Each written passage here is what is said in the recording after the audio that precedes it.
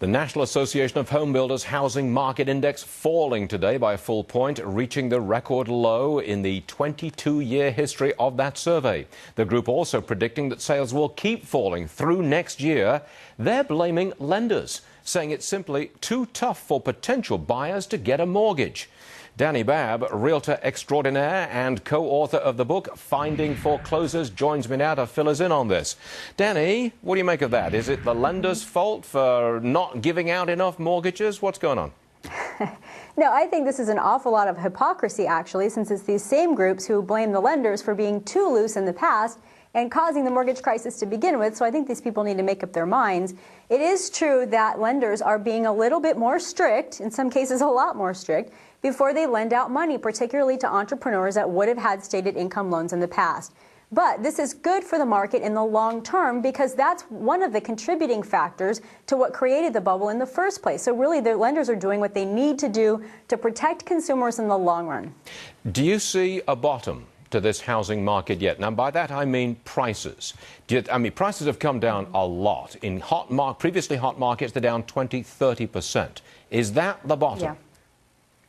Well, it's hard to predict a bottom ever in anything. There are certain areas of the region that I'm very optimistic about. I've talked about them on this show before. For example, certain locations in Arizona and in South Florida, certain locations in Nevada. But overall, I think until homeowners, individual homeowners, not home builders here, but the homeowners themselves realize that their homes are not worth what they were 3 or 4 years ago, we're going to continue to see prices drop as home builders try to sell off their inventory and take advantage of buyers willing to buy with sellers not bringing their prices down to market equilibrium. Now, tomorrow, we're expecting a deal between some in Congress, the Barney Frank wing that's trying to come up with this $300 billion bailout package, and the Treasury. We're expecting a deal to be announced tomorrow.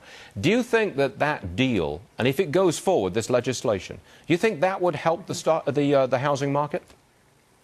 No, I don't. First of all, the only thing that's part of this deal that I read are things that banks are already doing, like forbearances, loan modifications, and short sales.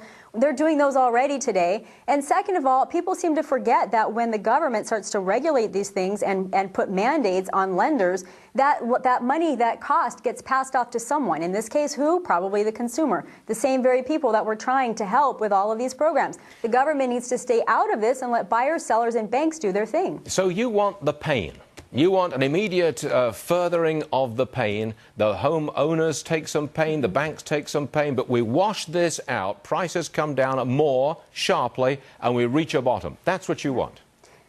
That's what I want. I just want prices, supply and demand to be back at a market equilibrium so that prices can continue to modestly increase over time, which will then bring back a normal market. Absolutely. But look, this is an election year. You can't ignore politics in an election year. We're probably going to get something from the government, but you don't think that that will contribute at all to forming a bottom for housing?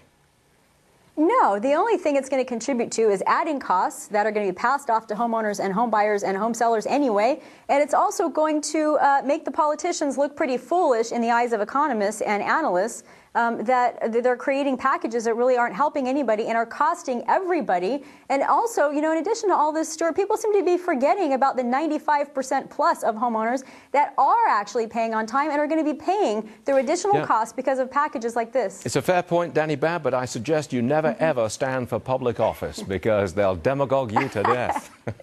Dani, my husband keeps saying the same thing. I'll bet you do. Thanks. Dani, thank you so much. Appreciate it.